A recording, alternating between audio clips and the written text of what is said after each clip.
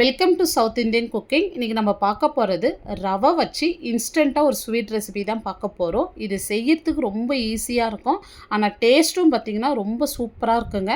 இது நீங்கள் செஞ்சிட்டிங்கன்னா குழந்தைங்க என்ஜாய் பண்ணி சாப்பிடுவாங்க. அந்த அளவுக்கு டேஸ்ட் வேறு லெவலில் இருக்கும், ரொம்ப சாஃப்டாகவும் இருக்கும். இது நம்ம ஹெல்த்தியான பொருள் மட்டுமே சேர்த்து செய்கிறோம். இப்போ இதை செய்யறதுக்கு ஃபஸ்ட்டு ஒரு மிக்ஸி ஜார் எடுத்துங்க. இப்போ நான் 1/2 கப் பொட்டுக்கடலை எடுத்திருக்கேன். நான் எல்லா அளவுமே இந்த பவுலில் தாங்க எடுக்க போகிறேன். இப்போ இதை மிக்ஸி ஜாரில் சேர்த்துட்டு இதோட நான் ஒரு 4 ஏலக்காய் சேர்த்து நல்லா நைஸாக அரைச்சி எடுத்துக்கலாங்க.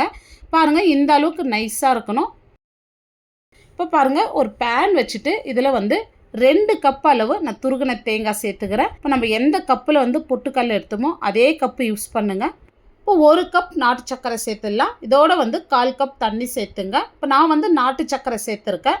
நீங்கள் வெல்லம் சேர்க்குறவங்களா இருந்தால் 1 கப் வெல்லம் 1/4 கப் தண்ணி சேர்த்து வெல்லம் நல்லா கரைஞ்ச பிறகு நீங்கள் தேங்காய் துருவல் சேர்த்துங்க. இப்போ நான் நாட்டு சர்க்கரை சேர்க்கறதுனால நான் எல்லாம் ஒன்றா சேர்த்துட்டேன். இப்போ இந்த அளவுக்கு ட்ரை ஆகி வரணும். இப்போ நம்ம அரைச்சி வச்ச பொட்டுக்கடலை சேர்த்துடலாம். இப்போ பொட்டுக்கடலை சேர்த்துதான் ஸ்டவ் ஆஃப் பண்ணிவிடுங்க. இப்போ அந்த சூட்லேயே மிக்ஸ் பண்ணி கொடுங்க. இப்போ இந்த மாதிரி நல்லா கலந்து விட்டுங்க. இது ஆறட்டும். இப்போ இது நல்லா ஆறின பிறகு வேற ஒரு பவுலில் மாற்றிடலாம். இப்போ பாருங்கள், ஒரு அடிகனமான பாத்திரம் வச்சுருக்கேன். அதில் 3 கப் அளவு நான் காய்ச்சின பால் சேர்த்துக்கிறேன். இப்போ பால் சேர்த்துட்டு லைட்டாக கொதி வரட்டும். இப்போ லைட்டாக கொதி வந்த பிறகு நான் 3/4 கப் அளவு வறுத்த ரவை சேர்த்துக்கிறேன். வறுத்த ரவை, வறுக்காத ரவை எது வேணாலும் சேர்க்கலாம். நான் வறுத்த ரவை சேர்த்துக்கிறேன். இப்போ ரவை சேர்த்து கட்டி இல்லாத இந்த மாதிரி நல்லா கலந்து விட்டுங்க. இப்போ அதே கப்பில் 3/4 கப் நான் நார்மல் பச்சரிசி மாவு சேர்த்துக்கிறேன். இப்போ இது கொழுக்கட்டை மாவு, இடியாப்பு மாவு கிடையாதுங்க, நார்மல் பச்சரிசி மாவு தான். இப்போ மாவு சேர்த்ததுமே ஃப்ளேம் கம்மி பண்ணிவிடுங்க.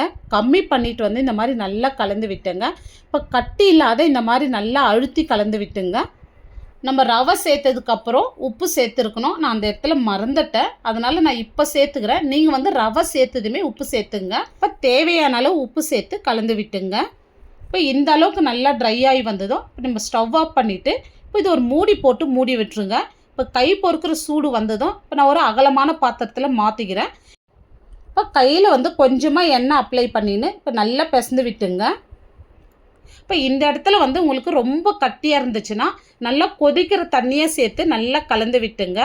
சப்போஸ் உங்களுக்கு லூஸாக இருந்தாலும் அரிசி மாவு சேர்த்து கலந்து விட்டுங்க. இப்போ இந்த அளவுக்கு நல்லா சாஃப்டாக பிசைந்து எடுத்துக்கணும். இப்போ தேவையான சைஸில் நம்ம உருண்டை பிடிச்சி எடுத்துருக்கோம்.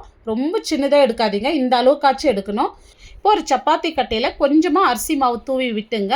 இப்போ நம்ம தேய்ச்சி எடுத்துக்கலாம். இப்போ தேய்க்க சொல்ல உங்களுக்கு லைட்டாக ஒட்டுற மாதிரி இருந்தால் அரிசி மாவு தூவி விட்டு நீங்கள் தேய்ச்சி எடுத்துங்க. இப்போ பாருங்கள், இந்த அளவுக்கு திக்னஸ் இருக்கணும். ரொம்ப திக்காகவும் இருக்கக்கூடாது, ரொம்ப மெலிசாகவும் இருக்கக்கூடாது. இப்போ நம்ம ரெடி பண்ண ஸ்டஃபிங் இந்த மாதிரி நீல வாக்கில் வச்சு விட்டுங்க. கொஞ்சம் எக்ஸ்ட்ராவே வச்சுங்க, அப்போ தான் டேஸ்ட் ரொம்ப நல்லாயிருக்கும். இப்போ இந்த மாதிரி வச்சுட்டு அப்படியே க்ளோஸ் பண்ணிவிட்டு இப்போ நம்ம அப்படியே ரோல் பண்ணி விட்டுங்க.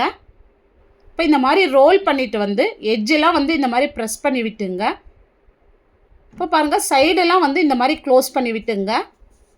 இப்போ பாருங்கள், கரெக்டாக எந்த ஒரு கேப் இல்லாத ரோல் பண்ணியிருக்கோம். இப்போ இதை நம்ம ஸ்டீமரில் வேக வச்சு எடுத்துக்க போகிறோம். இப்போ ஸ்டீமரில் கொஞ்சமாக எண்ணெய் அப்ளை பண்ணிவிட்டு இப்போ இதை 10லேருந்து 12 நிமிஷம் ஹை ஃப்ளேமில் நம்ம வேக வச்சு எடுத்துக்க போகிறோம்.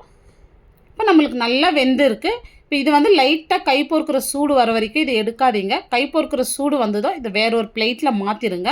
இப்போ இது நல்லா ஆறின பிறகு கத்தியில் கொஞ்சமாக எண்ணெய் தடவிட்டு இந்த மாதிரி கட் பண்ணி எடுத்துக்கலாம். பாருங்கள், இந்த மாதிரி கட் பண்ண சொல்ல ஒட்டாத வருது பாருங்கள். உங்களுக்கு பார்க்க சொல்லவே தெரியும், இந்த ஸ்வீட் அப்படியே சாப்பிட்ன போல் இருக்குது பாருங்கள். அந்த அளவுக்கு டேஸ்ட்டும் ரொம்ப சூப்பராக இருக்கும். இது பிகினர்ஸ் கூட ரொம்ப ஈஸியாக செஞ்சிடலாம். இப்போ இந்த ஸ்வீட் பாருங்கள், பார்க்குறதுக்கு எவ்வளோ சூப்பராக இருக்குது, கையில் ஒட்டாத வருது பாருங்கள். ஆனால் ரொம்ப சாஃப்டாக இருக்குது பாருங்கள். இது கண்டிப்பாக இந்த ஸ்வீட்டு நீங்கள் ஒரு முறை செஞ்சு பாருங்கள். செஞ்சு பார்த்துட்டு எப்படி வந்ததுன்னு உங்களுடைய ஃபீட்பேக்கை கமெண்ட்ஸில் சொல்லுங்கள். லைக் பண்ணுங்கள், ஷேர் பண்ணுங்கள். நம்ம சவுத் இந்தியன் குக்கிங் சேனலை சப்ஸ்கிரைப் பண்ணாத பார்த்துட்டு இருந்தீங்கன்னா சப்ஸ்கிரைப் பண்ணிவிட்டு அப்படியே ஆல் என்ற ஆப்ஷனையும் கிளிக் பண்ணிவிடுங்க. தேங்க்ஸ் ஃபார் வாட்சிங்.